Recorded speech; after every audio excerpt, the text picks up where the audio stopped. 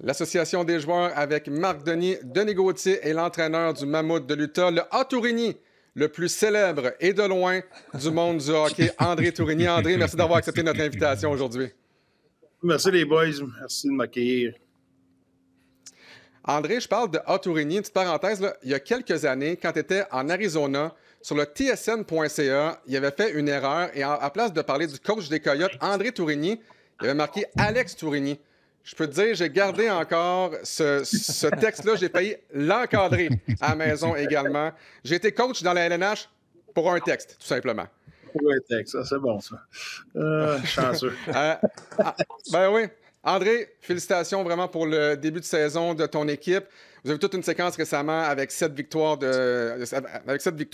C'est ta 5e année donc avec cette équipe-là. Puis je sais que la saison est encore jeune, mais il y a une progression là, année après année. Puis pour toi, là, je comprends que la progression n'est même pas terminée, mais ça doit être tellement valorisant de se dire, ben tu vois, j'ai pas tout fait ça pour rien, ça fonctionne ce que je leur vends. Ben, on a vu la progression à tous les ans. C'est pas... on n'est pas arrivé comme une surprise cette année de dire « Ah ouais, il y a une progression. » Il y a eu une progression, comme je viens de dire, à tous les ans. Puis là, présentement, on reste humble dans le sens que des séquences de 7 matchs, 7 victoires ou de 8 victoires en 10 matchs, là, les 32 équipes de la Ligue vont voir ça cette année. Même nous autres, quand on a fini 31e, là, on a eu des séquences là, de 7-8 victoires d'affilée ou des séquences de 7 ou 8 victoires en 10 matchs. Là. Donc ça va arriver. Là, c'est juste quand ça arrive au début de saison, comme ça amène, ça amène beaucoup d'enthousiasme, ça amène des projecteurs sur nous autres, mais on est content de ça. On veut pas... c'est ce que tu veux, tu vas avoir du succès, puis ça amène l'attention. Sauf qu'en même temps, il faut que tu restes parce que le succès peut être éphémère. C'est important pour nous autres de se concentrer.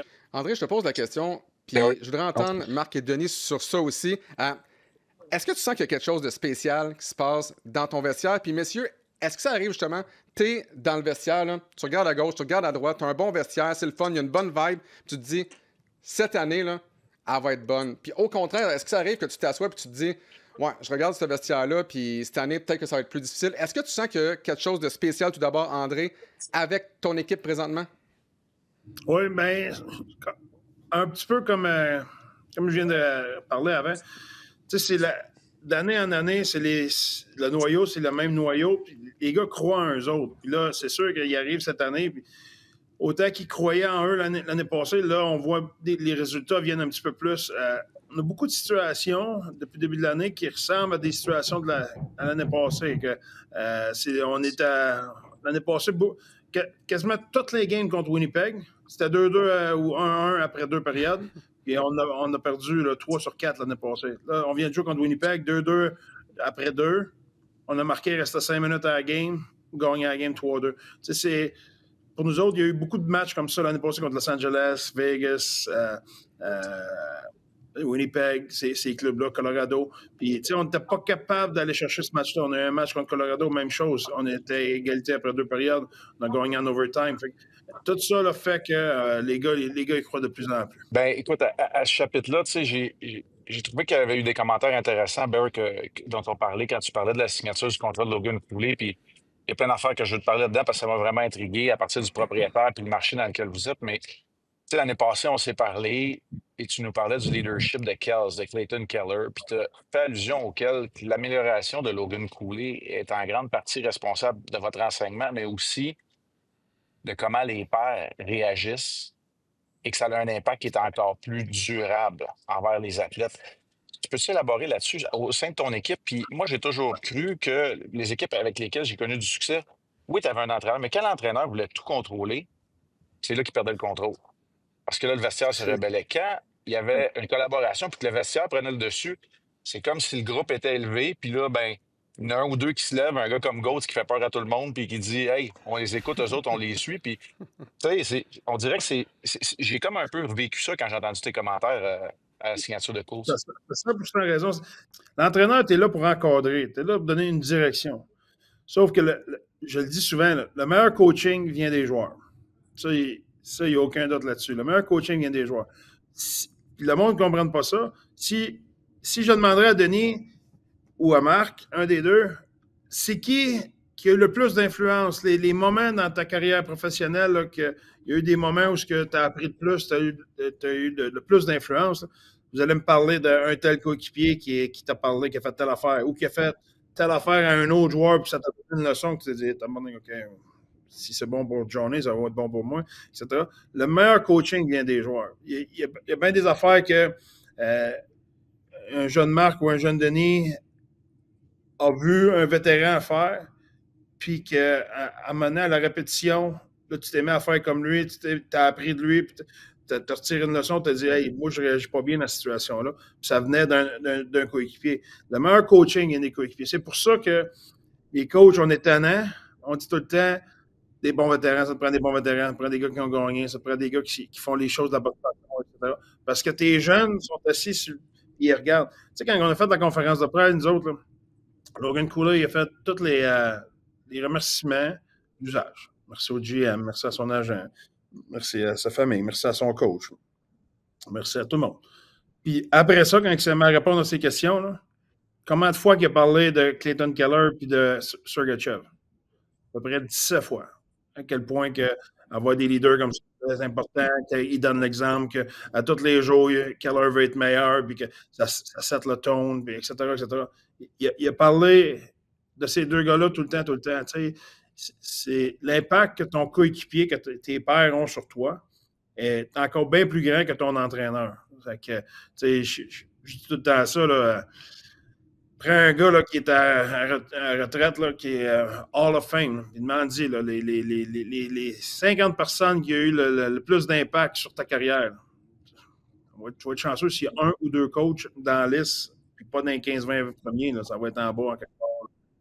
Ça va peut-être être son coach, puis oui, là, tu sais, qui a des confiances. Puis je suis sûr que vous vous reconnaissez là-dedans. Là.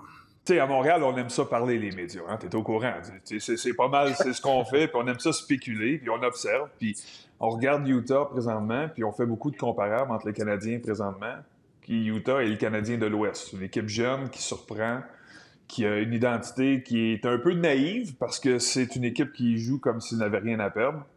Puis on commence à parler à Montréal de quand est-ce que la fenêtre va s'ouvrir ou s'entrouvrir ou quelque chose comme ça. Puis est-ce qu'on est trop jeune pour y penser? À Utah, présentement, l'œil de coach, comment vous développez, où vous êtes rendu? Est-ce que vous commencez à penser que vous êtes proche de considérer à pousser, comme à Montréal, mettons? Ben, tu parles de Montréal. Première des choses, depuis 5 ans, là, nous autres, Montréal, on est à 2 points un de l'autre. Soit qu'on est deux points en avant ou 2 points en arrière. L'année passée, on était à 2 points en arrière. L'année d'avant, on était à 1 ou 2 points en avant. Fait qu'on suit, notre progression suit. Un jour, Jean Pronovo a dit, pour répondre à ta question, quand tu parles de ça va être quand la window, lui, il prenait l'exemple d'une porte western. Il dit, une porte western, là, tu donnes un coup dans la porte, là, elle va rouvrir, elle va revenir te péter sur le nez. Faut que tu rentres tranquillement, laisse la porte ouvrir, puis là, elle se referme en arrière de toi. On est dans cette situation-là, nous autres. Si on essaie de forcer les choses, là, puis qu'on donne un coup de pied dans la porte, là, elle va peut-être venir nous péter sur le nez. Continue à avancer, continue à faire ce que tu as à faire. Puis là, à un moment donné, quand tu vas être rendu dans ta window, là, la porte va se refermer en arrière de toi, et puis là, tu n'auras plus le choix. Si je regarde des équipes, ça, c'est mon humble opinion, qui ont essayé de donner un coup de pied dans la porte, là, puis soit que ça n'a pas marché, ou soit qu'il n'était pas tout à fait prêt. Puis ce que ça a fait, c'est qu'à un moment donné, pendant que le window était ouverte, à un moment donné, ils ont manqué de capital pour finir la job. Pour moi, c'est important de chaque chose dans son temps. Puis je dis aux joueurs, puis je dis à tout le monde, les coachs, c'est à nous autres à donner les réponses.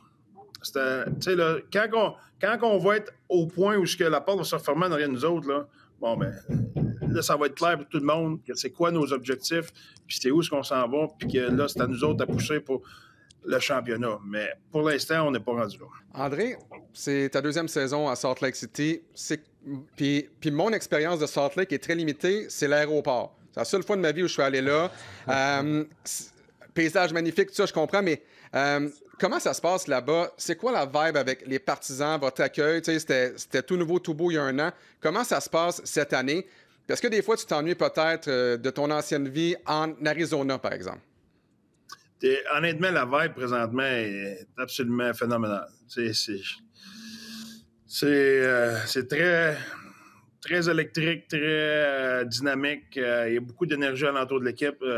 On utilise souvent, nous autres, le mot. Le momentum alentour de l'équipe est absolument phénoménal. Là. Puis là, que je te parle de la vente de guinées aux ventes de billets, on se promenait dans la ville, puis que le monde en parle, des médias, etc. Là. Tout présentement, là, la vibe est très, très haute. Donc, ça, c'est bien le fun. Puis, vive à Salt Lake.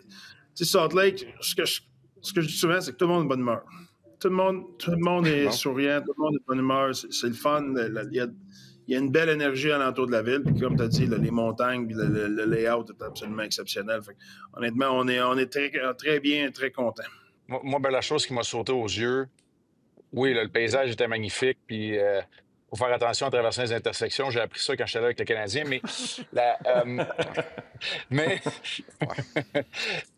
Mais Bear, Ryan Smith, ça a l'air d'être une bébête à part. J'étais dans un restaurant la veille du match. Il y avait votre CEO qui était là aussi. Tu sais, ils ont l'air complètement différents. Il est en train de souper avec des gars de l'équipe de basket. T'sais, il a l'air d'avoir une synergie qui est vraiment différente. J'ai rarement entendu un propriétaire signer un contrat de 8 ans et dire « Hey, c'est fun de signer ces contrats-là ». Il y a quelque chose de spécial avec le groupe de propriétaires et le groupe de gestion que vous avez là-bas à Salt Lake. Hein? Oui, définitivement, ça prendrait un autre podcast pour parler de tout ça, dans le sens que il y a tellement de choses à dire sur... il est là, mais il s'ingère pas. Parce que je le vis, que je peux le comprendre, mais j'ai de la misère. Parce que il dit ça tous les jours, petit fist pump, coach, comment ça va, tu as besoin de quelque chose? Non, parfait, bye. Puis j'ai jamais rentré dans une discussion avec, dans le sens que ce que j'aime de l'équipe, ce que j'aime pas de l'équipe, ce que j'aime de tel joueur, ce que j'aime pas de tel joueur. Il reste en dehors de ça, là. J'ai jamais une craque. Puis c'est la même chose avec tout le monde, avec les joueurs, là. Tu as besoin de quelque chose, il manque-tu quelque chose, on peut-tu faire quelque chose pour vous autres? Non, tout est beau, il n'y a jamais de hey, c'est quoi que vous aimeriez pour l'équipe ou quoi que ce soit. Il n'a jamais ouvert. Il est là, on sait qu'il est là, il est présent, on sait qu'il veut faire n'importe quoi pour l'équipe, mais il ne s'ingère pas dans le quotidien.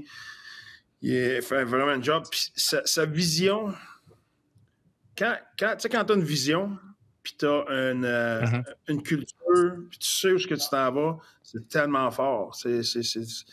Lui, sa vision, autant business que pour l'équipe, ou les équipes, je devrais dire. Ouais. C'est tellement clair de ce qu'il veut. Lui, pour lui, il veut que les joueurs soient les mieux traités dans les deux ligues. Là. Lui, il dit, nous autres, là, en Utah, là, faut s'occuper de nos joueurs, il faut que nos joueurs soient traités le mieux que n'importe qui. Ça, on peut faire ça.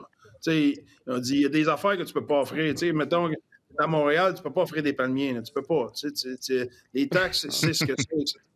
J'ai joué en Arizona, j'ai joué pour les Coyotes de Phoenix. J'ai vécu un deuil incroyable quand je suis parti de là.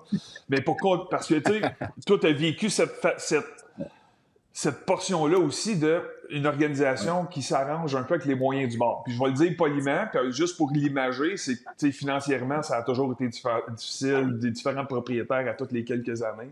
Puis nous, on le ressentait comme joueurs. On le ressentait dans la façon dont on nous traitait. Les coachs s'assuraient qu'ils faisaient comme le parapluie, pour s'assurer qu'on ne subisse pas trop ce qu'ils vivaient au deuxième étage. C'était très difficile. Maintenant que tu es rendu là, avec un nouveau propriétaire, des moyens qui sont vraiment différents, ça peut-tu être tentant, voire dangereux, de s'exciter, puis de dire, comme le nouveau riche, le gars qui n'a jamais eu une scène, puis qui dit, tout à coup, il y a 1 million, là, je me mets à dépenser partout, là.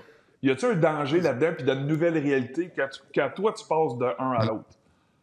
Oh, c'est clair, là. Écoute, c'est difficile de pas s'emballer, c'est difficile de ne pas être excité, mais c'est là que il faut que tu sois professionnel. Puis, écoute, l'engouement qu'on a vient avec aussi le succès de l'équipe. À partir du moment qu'on ne fait pas ce qu'on a à faire sur la glace, là, ça va partir par l'autre bord. Là. En tant que Québécois, je l'ai déjà vécu en tant que partisan, là, voir les swings des équipes. J'ai vécu à Ottawa aussi, ces choses-là. Les partisans, plus qu'ils t'en donnent, plus qu'ils ont des attentes. Fait qu'ici, on reste très, très terre à terre de savoir que, OK, ça va bien, les partisans nous aiment, on aime nos partisans, il faut continuer à avancer. Là. C'est un échange qu'on fait. Là. Eux autres, ils nous donnent l'amour, nous autres, on lui donne du bon hockey. Là. Les deux vont ensemble. Là. Ça ne peut pas être juste un bord. André, toujours un grand plaisir d'avoir la chance de discuter avec toi. Merci beaucoup encore une fois pour avoir accepté notre invitation. Puis on te souhaite la meilleure des chances pour le reste de la saison avec ton équipe. Merci les boys, bien gentils. Merci, bonne saison.